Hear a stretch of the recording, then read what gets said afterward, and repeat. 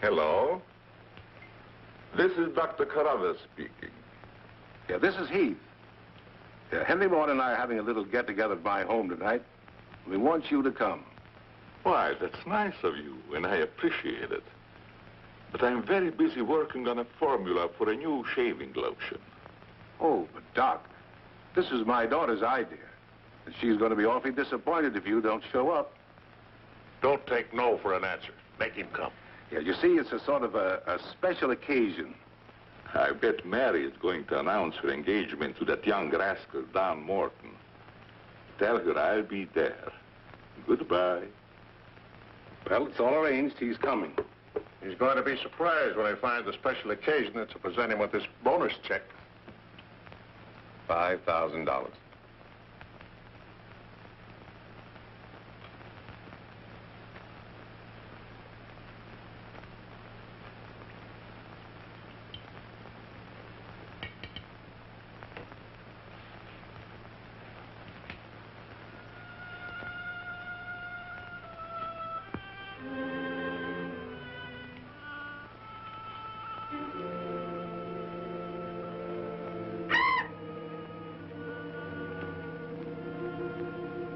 Good. You have not forgotten. You hate this strange oriental fragrance, even while you sleep. Just as you did before I made you big and strong.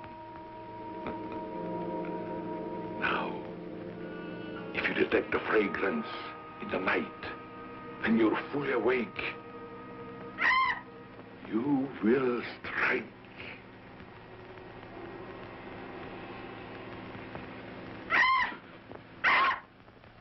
Yes, you will strike to kill. Now, Doc's late. Wonder if he's been called out on a case.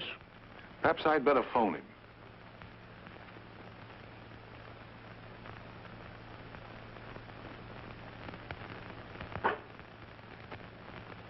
Now, remember, Roy, Tommy, you're not to mention anything about this bonus for the Doc until after your father has presented it.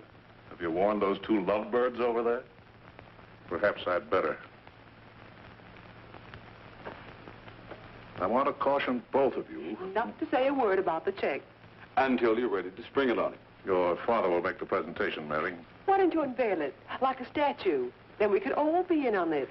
You know, I think it'd be a better idea to put it in a bottle and launch him with it. You must have gotten that idea out of a bottle. Well, the Doc isn't coming. What? Oh, what a shame. Oh, he just got busy with his new formula and forgot all about us. He'd forget the formula if he knew about that $5,000 check. Well, why don't we all go up there and give it to him? No, I wouldn't do that. He doesn't like visits when he's experimenting. Well, Roy could take the check up to him. Sure, I'll take it. Shall I make the Doc a speech when I give it to him? You won't have to, Roy. The check speaks for itself. Yeah, and says a mouthful. Son, tell the Doc we're awfully sorry he can't be with us. But of course we understand how busy he is. All right.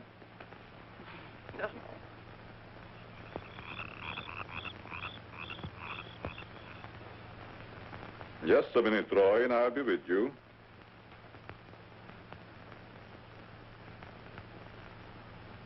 That's it, all right. Now, what can I do for you? We were all sorry you couldn't be there tonight. Yes, but you see, I'm busy. Something important, very important. Yes, of course. Mr. Morton and Dad had planned a little surprise for you. A surprise? It's in here. Well, let's see what it is. $5,000.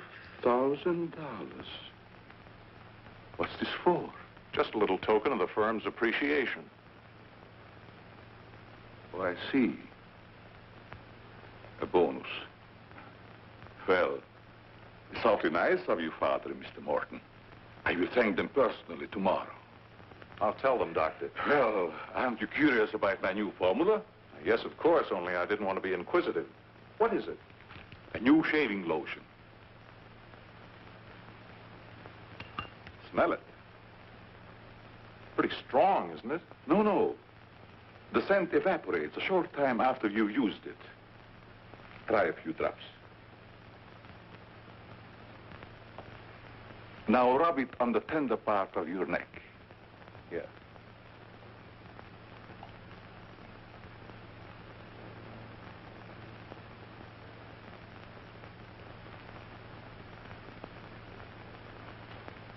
Soothing, isn't it?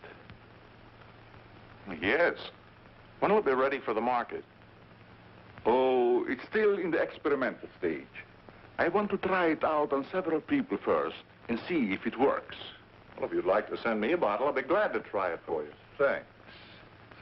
Good night, Doctor. Goodbye, Roy.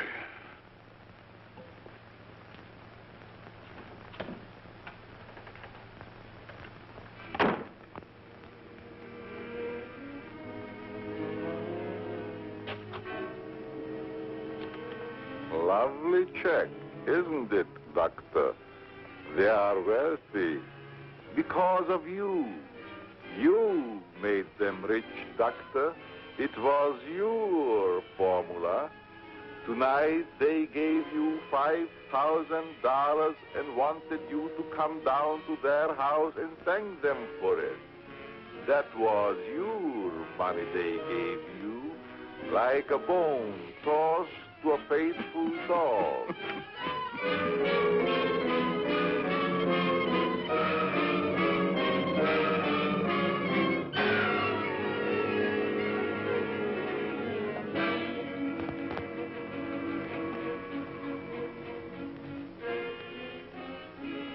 You should be very grateful, Doctor. Very grateful.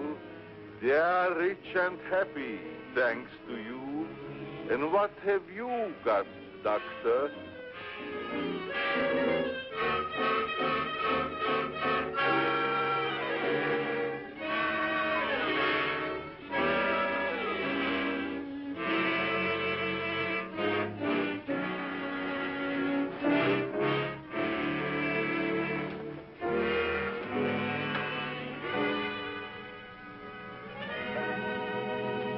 Tonight you have work to do.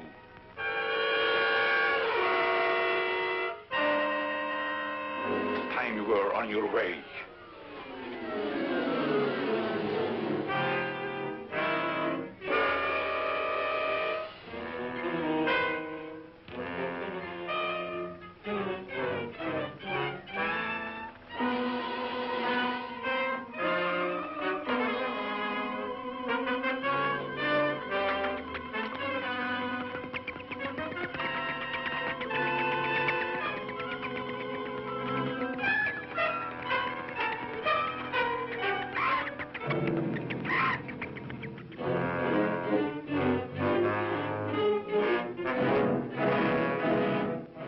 Tonight's a good time while our families are here to announce our engagement.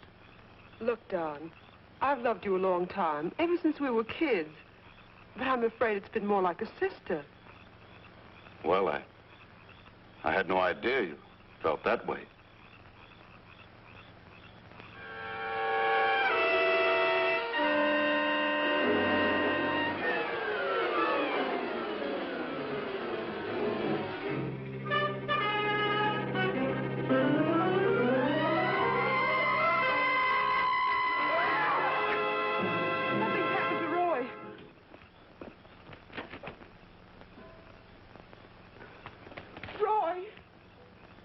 I better call Dr. Carruthers. Oh, please, hurry. There's nothing I can do. You mean he's dead? Yes, I better call the coroner. You think it's murder? I don't know. I never saw anything like it before. The jugular vein is severed.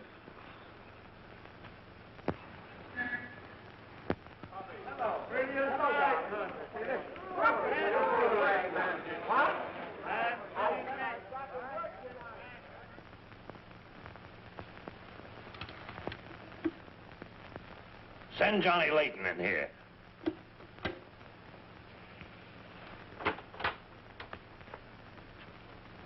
Well, what have I done now? Who wants me fired this time? Nobody yet, but it's still early. This came in from Heathville. It's a mystery killing. Old Martin Heath's son. Who's Martin Heath? Who's Martin Heath? Say, have you ever had a date with a girl? A girl? Oh, yes, a girl. I believe I did take a girl out once. Well, did she smell sweet? Of course she smells sweet. Most girls do. Well, that's because of Martin Heath Cosmetics Limited. They make all that goo that the women put on their faces so they won't have to wash them with soap and water. I get it. A big man, huh? Yes, and a big advertising account. Grab yourself a photographer and get along over there to Heathville. The Kaaren is holding an inquest. Find out who really killed old man Heath's son. Okay, McGuire, I'm on my way.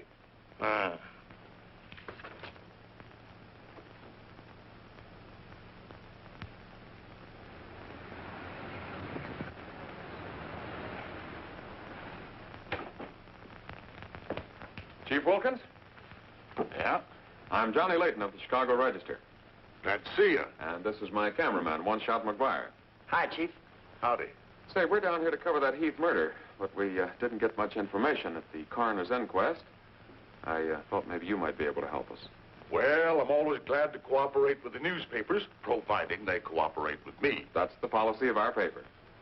Well, to tell you the truth, I haven't got very far with this thing myself. Oh, here's something that might interest you. It's a picture of the victim's wounds. You'll be able to see it better with this glass. Are these scratches on the neck and shoulders? Yes, but we can't determine the source.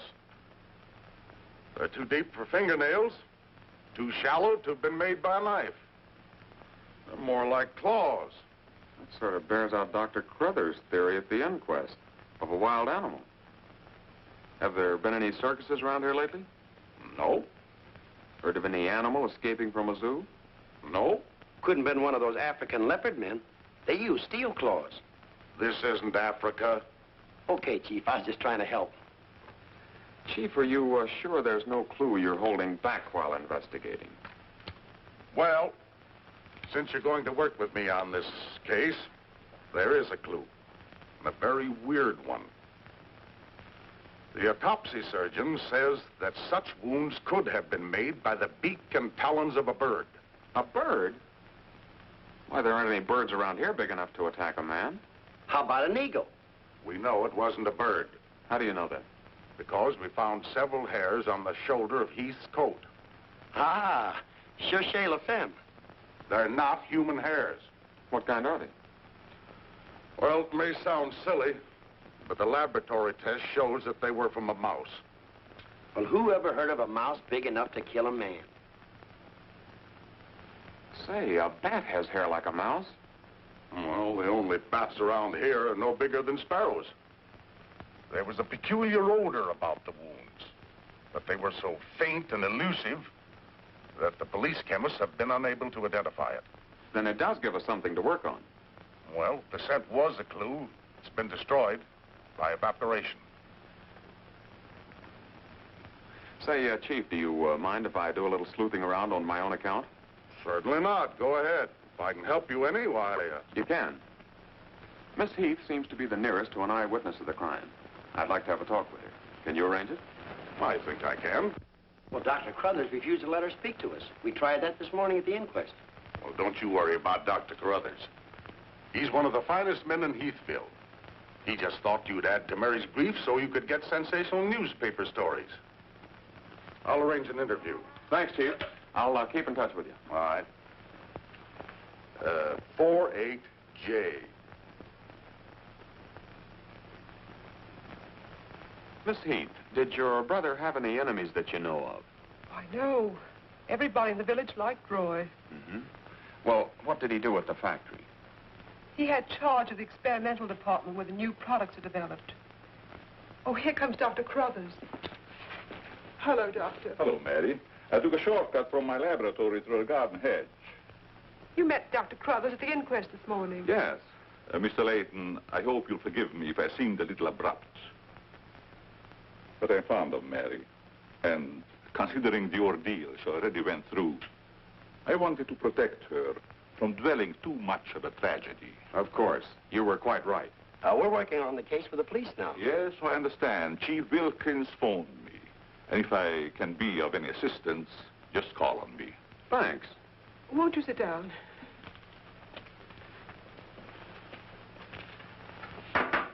Shall I serve, mademoiselle? No, Maxine, I'll do it. You may go now. Oui, mademoiselle. Do you take sugar, Mr. McGuire? Huh? Oh, no, ma'am, never. In fact, I don't even take tea. If you'll just deal me out, I'll take a look around. I may dig up a clue.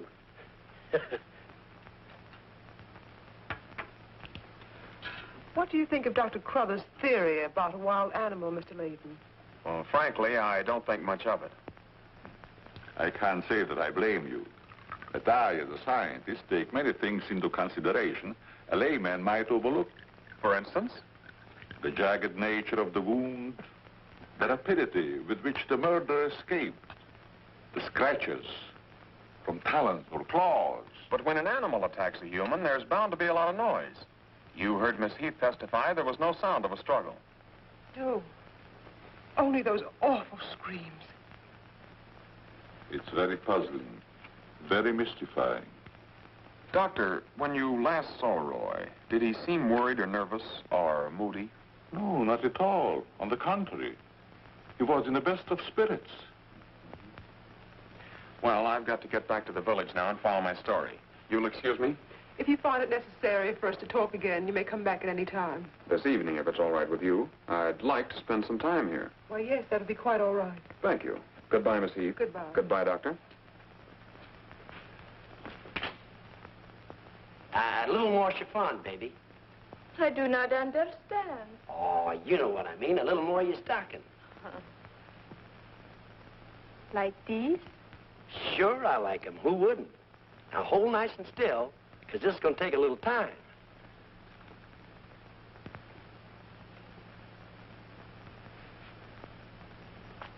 Well, if you're going to shoot, shoot.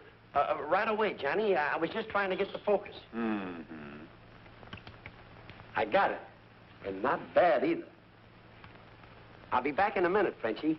And don't worry none about those werewolves, because nothing's going to harm you while I'm around here. You make Maxine feel so calm. My big, brave journalist.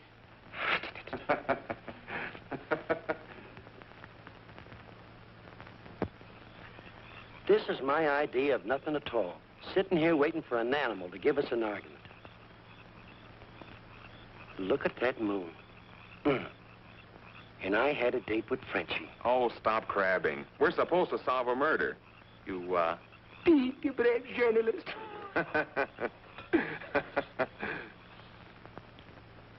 This is the first time I've ever been invited anywhere and asked not to shave until after I get there.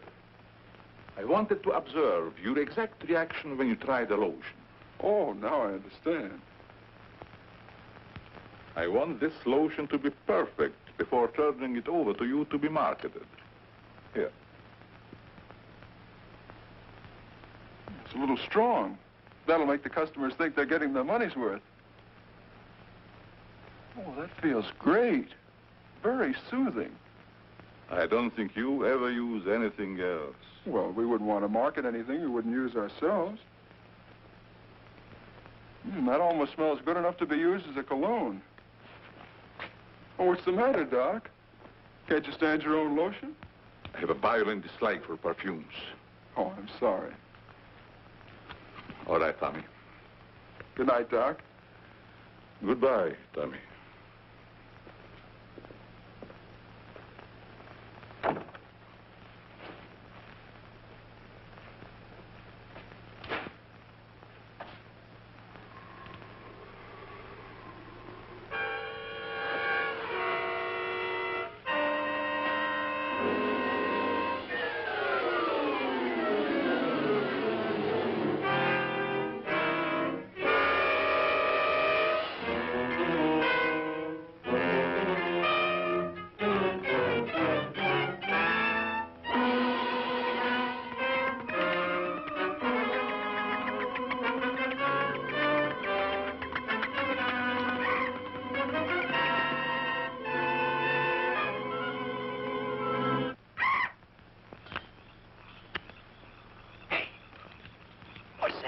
Where?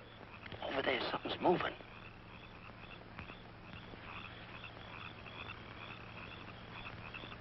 Come on out of there, whoever you are.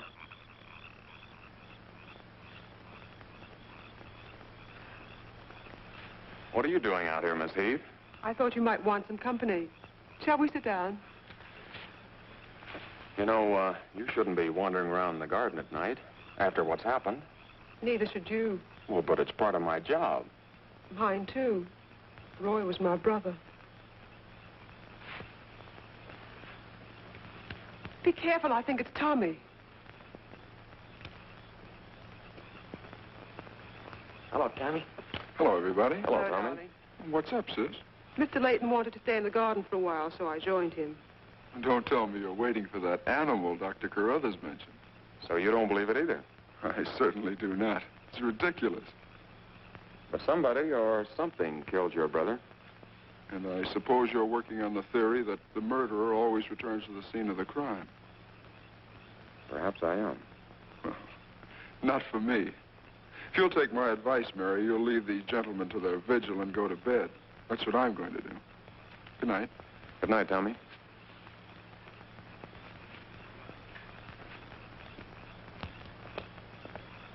I don't think your brother likes my being here. Oh, you mustn't mind Tommy. We're all terribly upset. I know.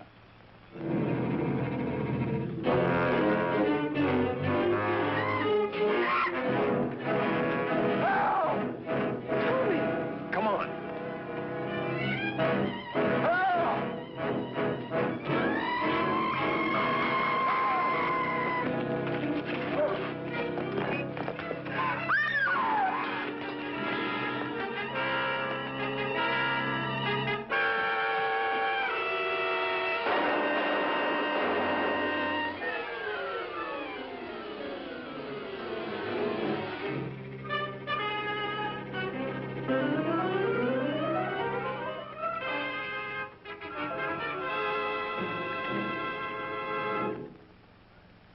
But I'm telling you, McGetty, it was a bat. I saw it kill Tommy Heath.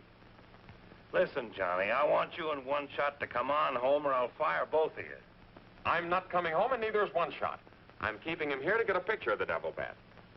Say, that'll look great in the headlines. Devil bat strikes again. Listen, don't tell me it had horns. Maybe I better send a wagon with the steel bars and the strong boys with the straitjackets. Look, Joe, have I ever lied to you? Plenty of times. Well, I'm not lying this time. If it ever got out that I cooked up a fake story about a devil bat, I wouldn't be able to get a job on a country weekly. Print the story, Joe. So help me, it's on the level. All right, I'll print it. But I won't believe it. Not till One Shot gets me a picture of that devil bat in action. Don't worry, he'll get it. Goodbye. You, my friend, are going to get a shot of the devil bat in action. Who, me? How? Have you noticed there's a taxidermist shop in the village? Well, you wouldn't suggest that I go out and stuff a bird, would you? One Shot.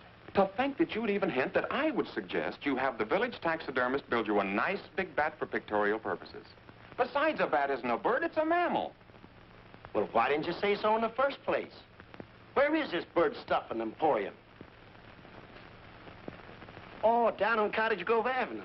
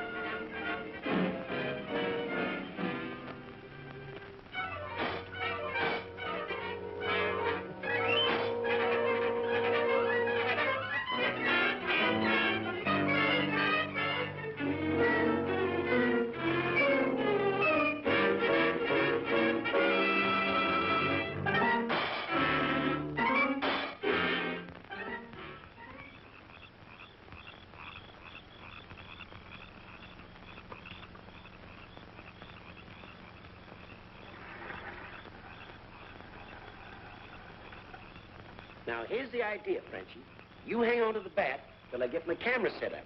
And when I raise my hand, you give the bat a good shove, and it'll swing out just like it's flying. Then I can get a swell picture from my boss. Get it? Me? I am wise, no? No. But hang on to the bat until I raise my hand, huh?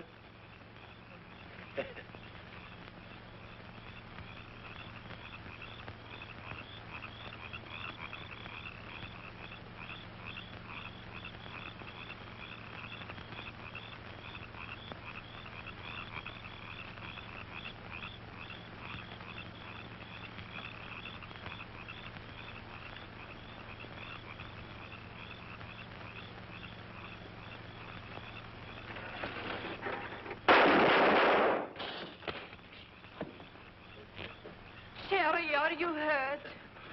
Say, what's the idea of breaking up my devil bat? I'm going to make you pay for that. And I'm going to take you to jail until you explain this. Come on.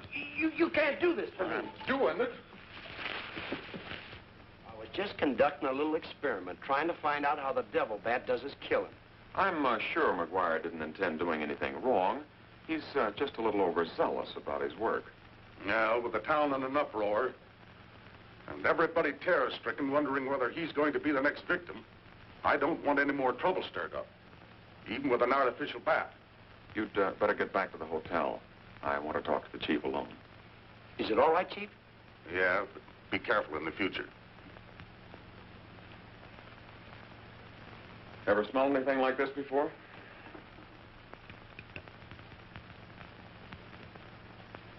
Well, yes. That's the same stuff that's been on every one of the devil bat's victims. Where'd you get it? Found it in Don Morton's bathroom. Find out where Morton got it? No, I didn't want to arouse suspicion by asking questions till after it's been analyzed. You think it has any connection with the murders? That's the way it strikes me, but I can't figure out how. I'll get the police chemist on it right away. I'll snoop around, see if I can find out where Morton got it. Well, it probably came from down at the Heath cosmetic plant. I've men working on a theory of a disgruntled factory employee committing the crimes. It's certainly more than coincidental that all the victims have been members of the Heath and Morton families. Yeah. Looks like a plot to wipe them all out. I wish the rest of them would leave town until this crime is solved. You're worried about Mary, aren't you? Well, yes. I've been urging her to leave, but she won't go without her father. And he insists on remaining here to help clear up the crime. And worse than that, neither Heath nor Morton will let me give them a bodyguard. I guess we'll just have to wait for something to break. Good night, Chief. Good night, Johnny.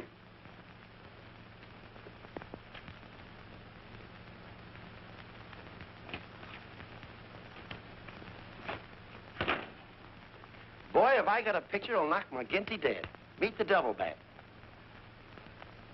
Well, how about that wire? Looks as if the bat's on a flying trapeze. Oh, but I'm not through working on it yet. See, I can touch this picture up so the bat will look like he's got nothing around him but nothing. Okay, Rembrandt. You win.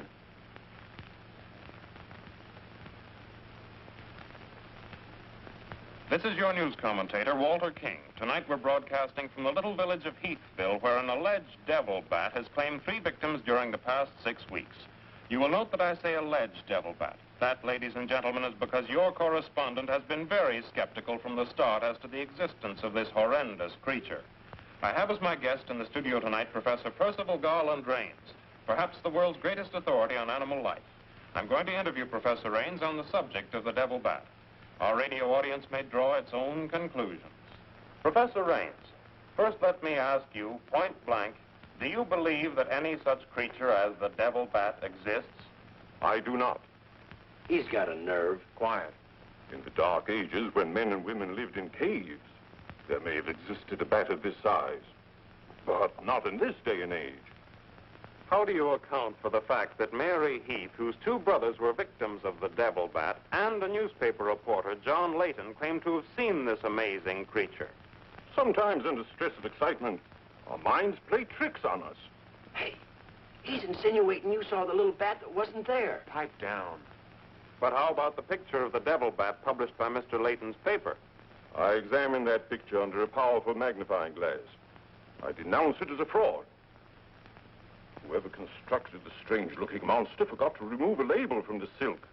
From the silk used on its left wing. That label reads, Made in Japan.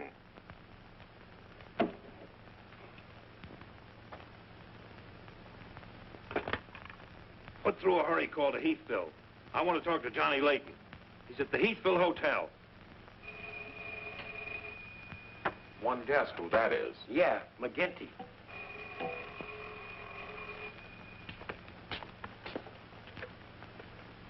Go ahead, pour it on.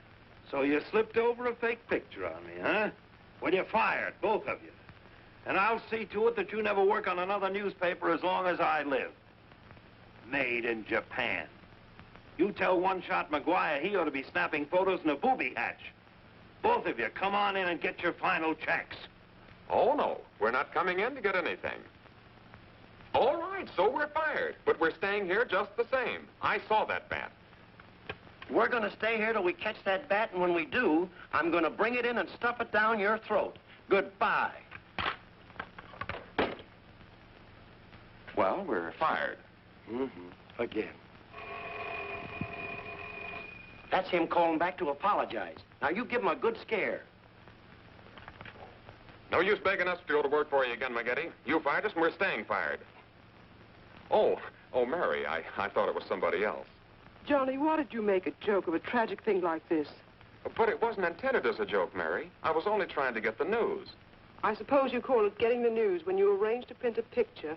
That's a deliberate hoax that has the entire country laughing. A grand joke, Johnny, but somehow I can't appreciate it. But I can explain that picture. Don't try, Johnny.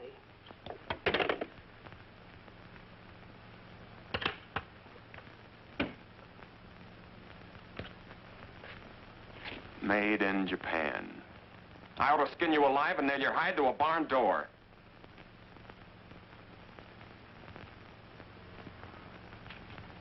Here's the chemist report on that shaving lotion. I see he couldn't break down one of the ingredients. Yes, he said it must be some element with which he's not familiar. We won't get anywhere until we identify it. There's just one other man in this town that might be able to help us. Dr. Carruthers. Yeah, Carruthers could help us. I found out he compounded that lotion. Well, if you suspect Carruthers, you're barking up the wrong tree, Johnny. He's the last man in this town that would harm anyone. Why, everybody loves him. Maybe so. But here's something else I dug up. The Heath and Morton fortunes are based on a greaseless cold cream formula Dr. Carruthers invented. So what? All the doctor got out of it was $10,000, and the others made a fortune. Well, it's common knowledge that he sold out for cash when he could have had an interest in the firm. Just the same, every victim had this stuff from his laboratory on him. Maybe you've been working too hard on this case, Johnny. Well, I'd just like to get his reaction on the stuff. If he denies knowing anything about it, we'll know there's a tie-up somewhere. I think you're balmy. But just to show you that I'm following up every clue, we'll talk to him. We'll, put this in another bottle, and without telling him we know he compounded it, ask him to analyze it. Doc, I hope we're not upsetting your work barging in on you this way. No, not at all. I'm anxious to help solve these crimes. All the victims were very dear friends of mine. Here's a sample of the stuff young Morton and the two Heath boys had on them when they were attacked by the devil bat. Of course, it doesn't make sense to me that a bird would choose only people using that particular stuff. A bat is not a bird. It's a mammal. Well, anyway, our police chemist couldn't break down one of the ingredients. We thought perhaps you could. Why, I compounded this myself. It's a new shaving lotion I'm experimenting with. The ingredient your chemist couldn't break down, I discovered years ago in Tibet. How did you happen to put it in a shaving lotion? Oh, the lamas use it in some of their religious rites as a perfume. The scent is very pleasant and can't be imitated by competitors. But what were Don Morton and the two Heath boys doing with the stuff? Oh, it is the policy of our firm to try out any new product before marketing it. Well, that knocks our theory into a cocked hat. Yeah. We were hoping the unknown ingredient might turn out to be some sort of a clue. This isn't the kind of bottle I give it out in, but I presume your chemist changed it when making the analysis. Yeah. Is there anything else I can do to help? Tell me, did you hear Professor Raines on the radio last night? Yes. It was very interesting and very asinine. You mean you believe there is a devil bat? Why not? You saw it, didn't you? Well, sure I did. So did Mary. Then why worry about what one scientist says? That one scientist got me fired. Oh. You mean your newspaper discharged you? That's right. Oh, that's too bad. Then you're believing Heathville before the mystery is solved. I'm afraid not. I'm going to stay here and work with the chief. Since you're going to stay here for a while, I would like you to try out a bottle of the new lotion and tell me how you like it. And you too, Chief. No, not me, Doc. If my wife ever smelled perfume on me, she'd suspect me sure. Well, Mr. Layton, I understand you are not married. All right, I'll try it in the morning when I shave. I guess we better be going, Chief. See you later, Doc. So long, Dr. Carruthers. Goodbye, Mr. Layton.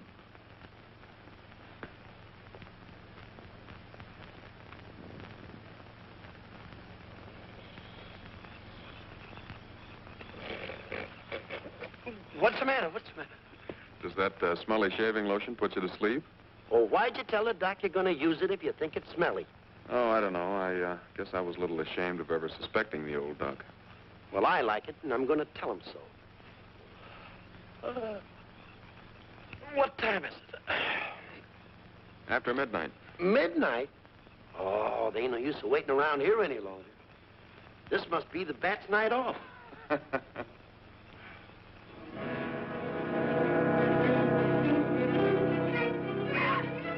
Did you hear that? Yeah.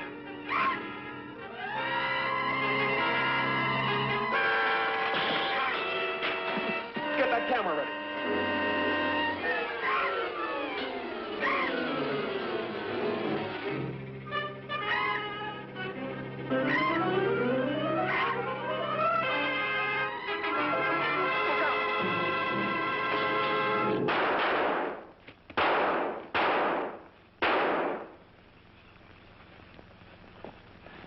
You got him.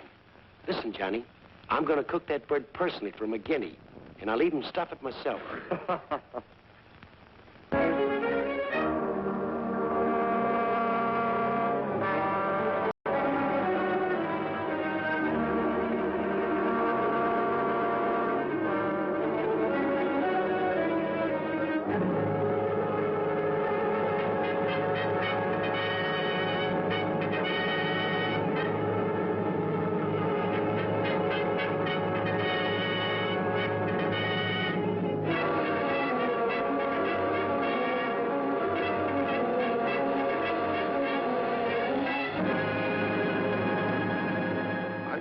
Skeptical when I came to Heathville today to examine the body of this so-called devil bat.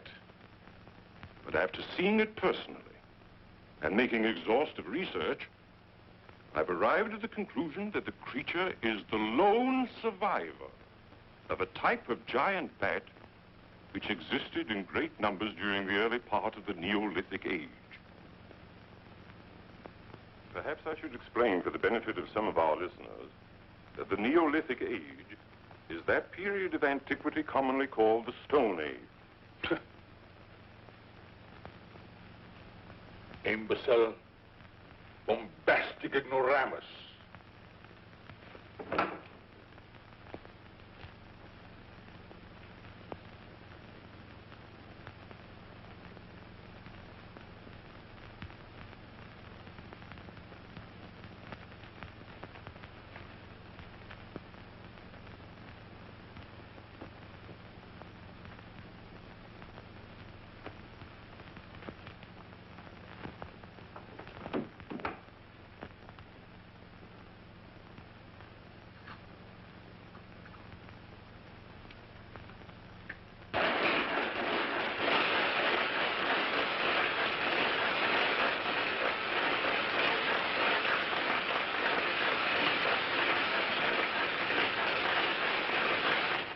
McGinty, but one shot and I are not interested. At your prices.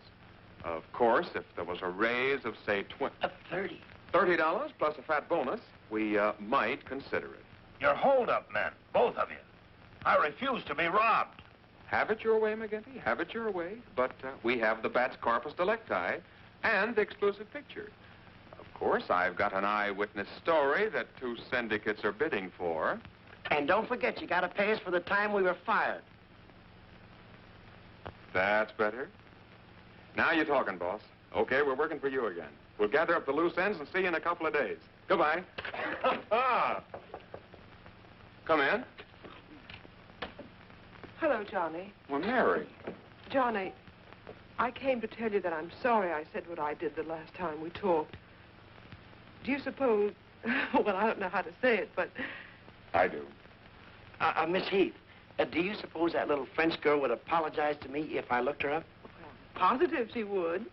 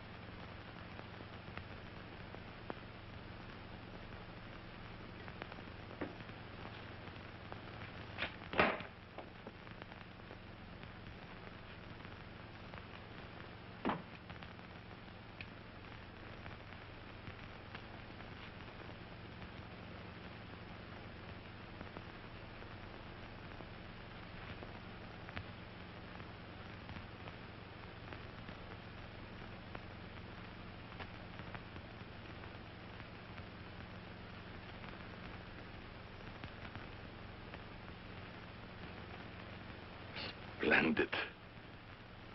You will be even greater than your unfortunate predecessor.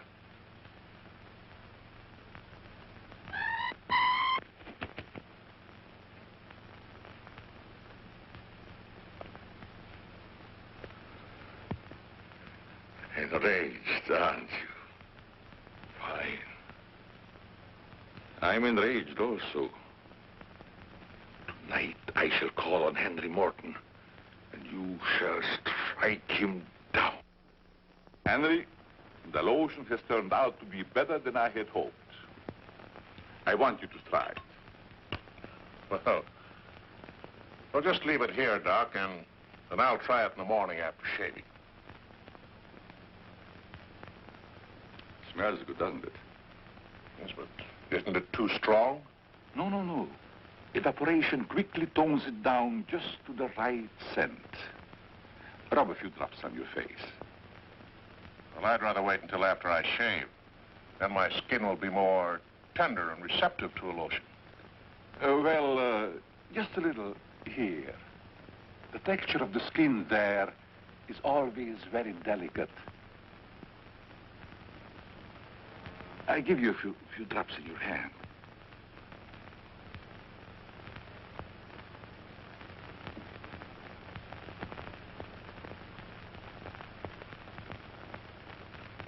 I hope you're right about that scent evaporating quickly.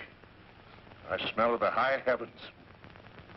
Perhaps that will be the secret of its success.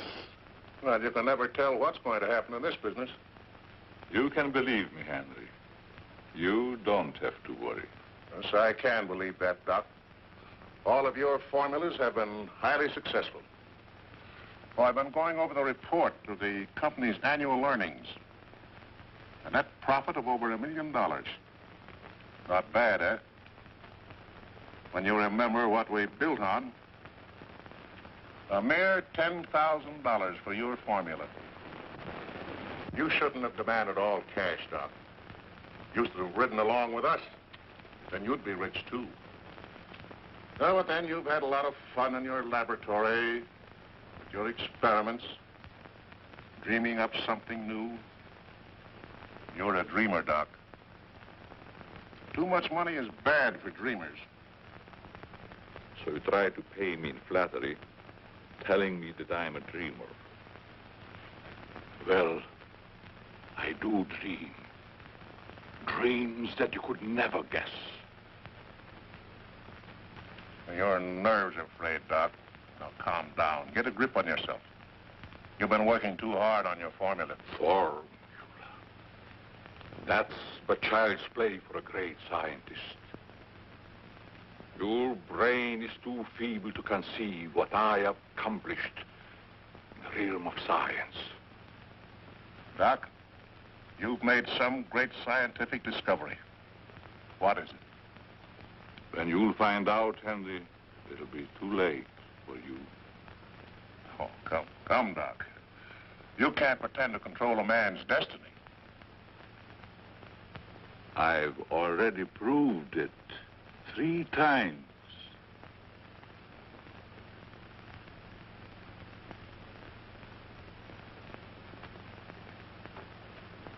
I'm sorry. Perhaps you're right, Henry, about my working too hard. I guess I'm a little tired. I better go home and get some rest. Sure. A night's sleep will do you good. Good night, Doc. Goodbye, Henry.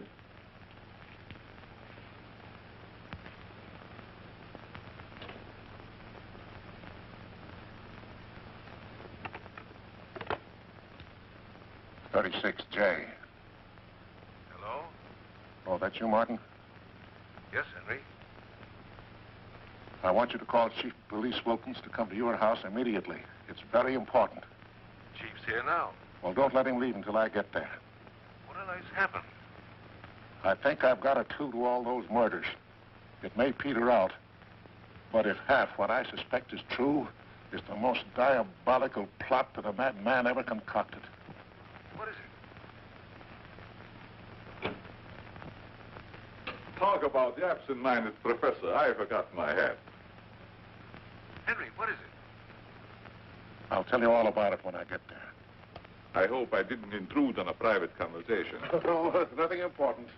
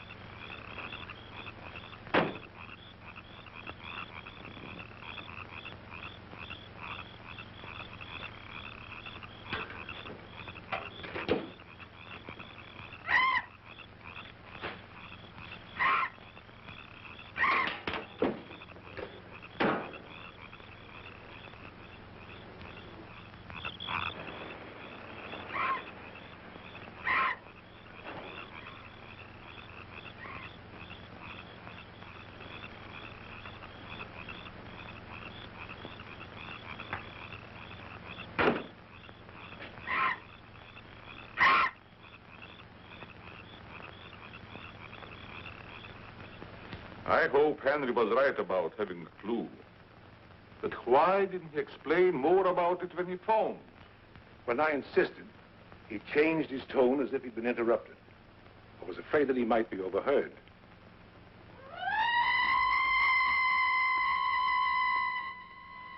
What is that squeaky sound? Oh, just some night noise.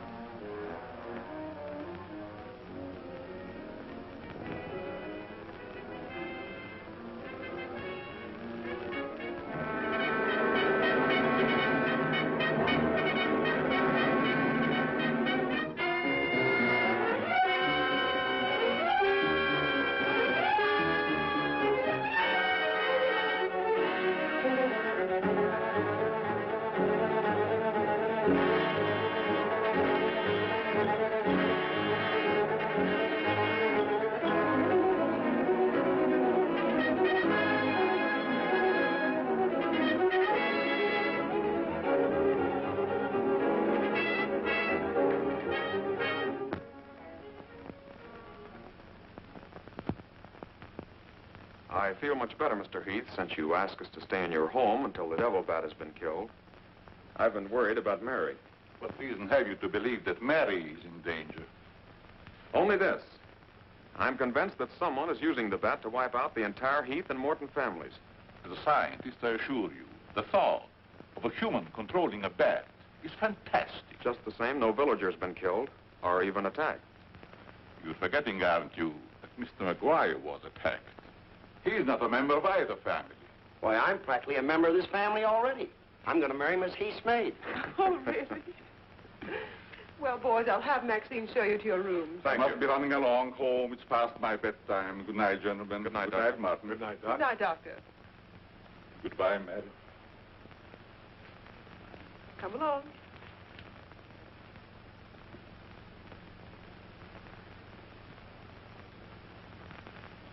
Maxine? Oui, mademoiselle.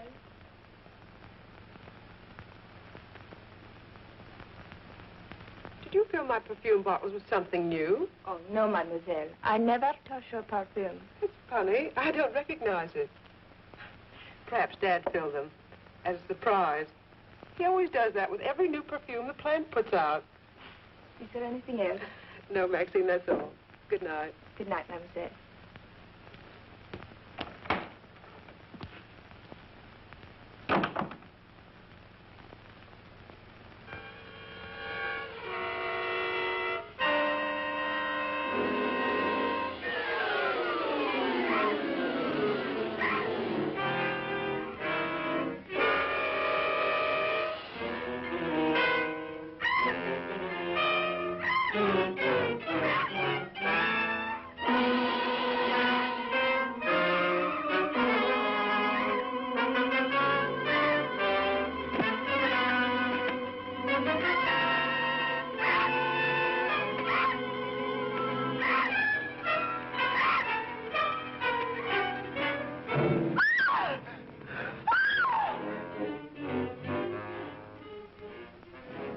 Mary, what happened? It was trying to get in the window. A big bat. Oh, it was awful.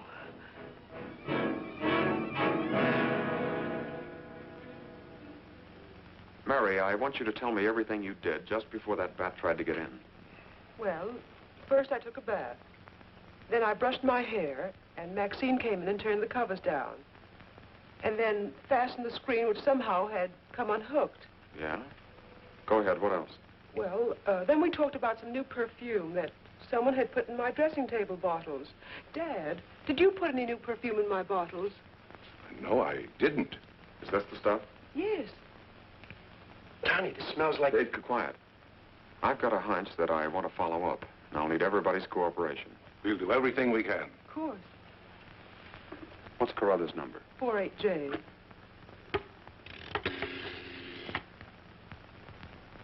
Operator, give me 48J, please.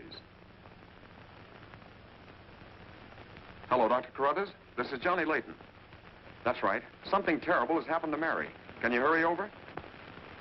I'll be right there. Good. Oh, Johnny, I'm all right. I don't need a doctor. That's where the cooperation part comes in, Mary. You'll have to pretend to be a nervous wreck. Mr. Heath, you and one shot must help her trick Dr. Carruthers into staying here as long as you can. Where are you going, Johnny? To, do a little private bat hunting.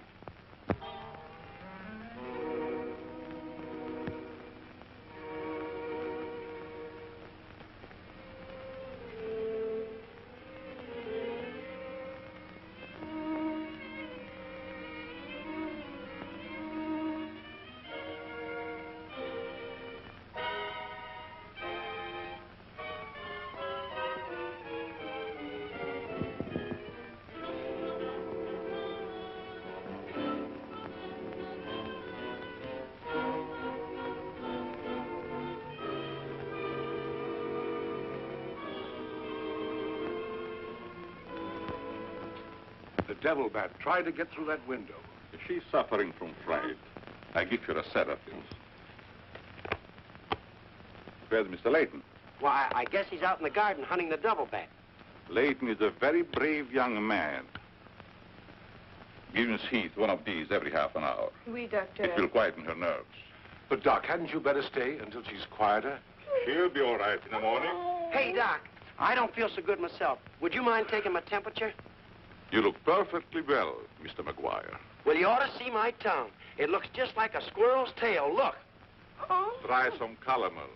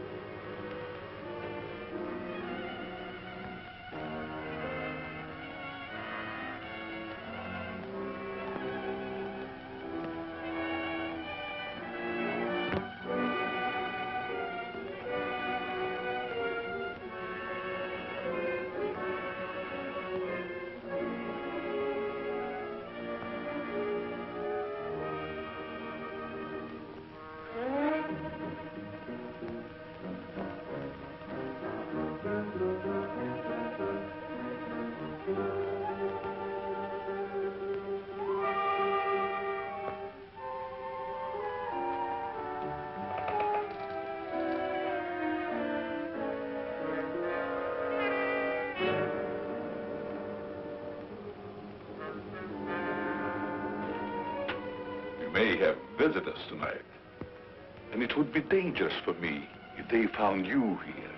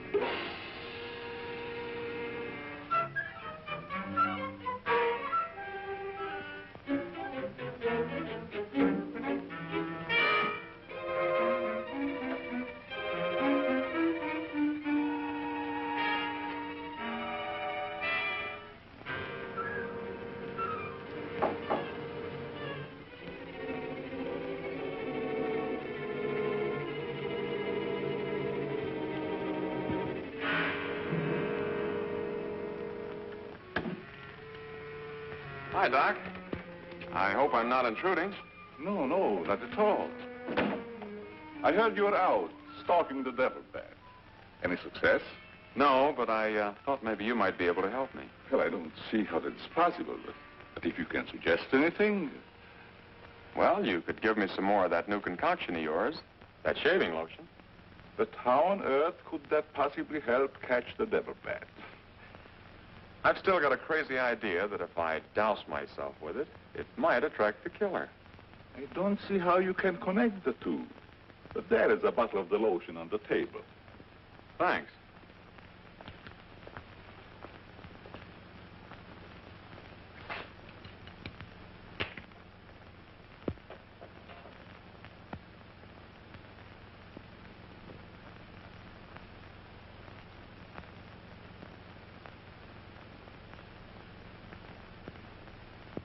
You see, Doc, I figured out something.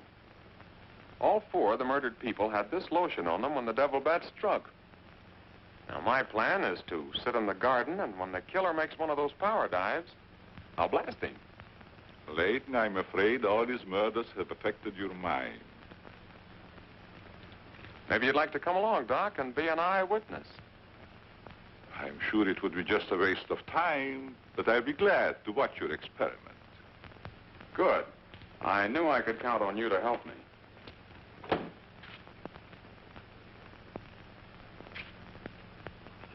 I tell you, Layton, expecting a bat to be attracted by the scent of a lotion is all foolishness. I think I better run around. Ah, sit down, Doc. The devil bat's behind schedule tonight.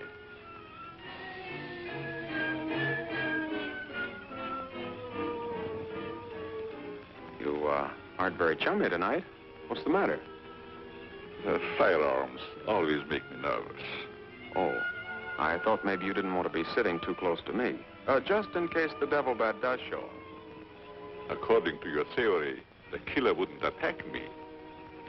I haven't any of that lotion on me.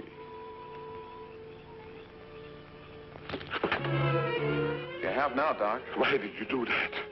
To make it a 50-50 proposition, Doc. Now sit down, and don't try any shenanigans.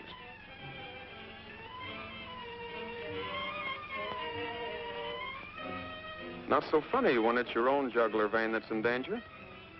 Is it, Doc? I don't know what you're talking about. Maybe you made a mistake when you let that devil bat of yours out of the attic tonight.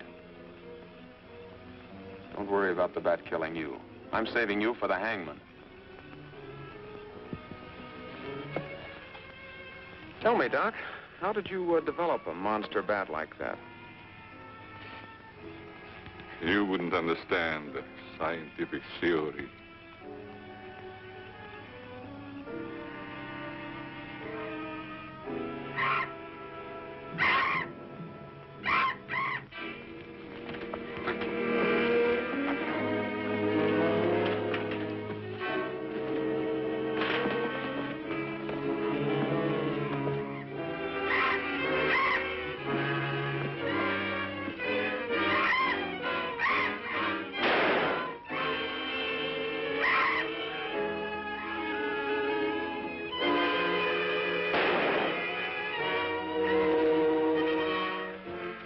Chief, what are you doing out here? Young fellow, don't think that you're the only man working on this case. And it was lucky I was here, too. Thanks. Did you kill the devil bat? No, he got away. Well, here's one bird that didn't get away, and he's the murderer we've both been looking for. Quick, shoot him!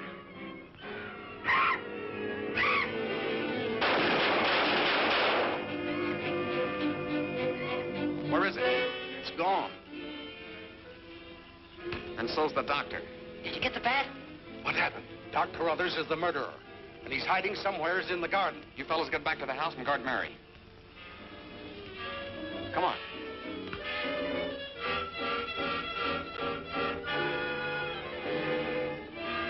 Doctor! Dr. Carruthers! Doctor! Has anything happened to Johnny? Is he hurt? They took him up to my place. You better come along with me.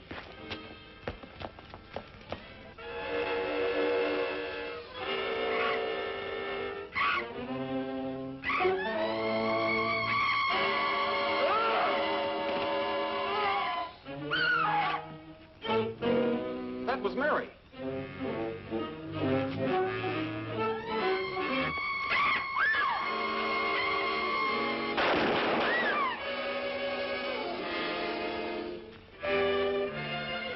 Are you all right, Mary? Go help Dr. Carruthers. He's over there.